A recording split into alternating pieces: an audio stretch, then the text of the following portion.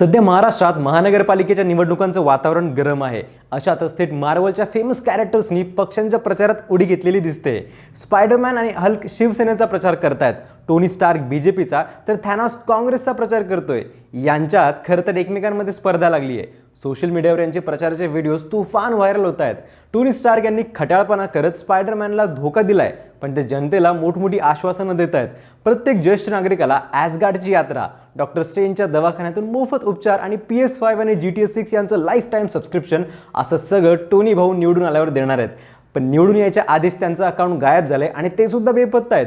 यामागे कोण आहे तर थॅनॉस. आता हल्क दादा थॅनॉसला धडा शिकवायला मैदानावर उतरलेत. आता चुरशीच्या लढ्यात नक्की विजय कोणाचा हे वेळच सांगेल. पण मित्रांनो, हे सगळं ऐकायला भारी वाटत असलं तरी हे सगळं AI आहे. हो, AI मधून हे सगळे व्हिडिओज बनले असून सोशल मीडियावर हे तुफान व्हायरल होत आहेत. हेच काय तर एक रोबोट रस्त्यावर उतरून शिवसेनेचा प्रचार करतोय.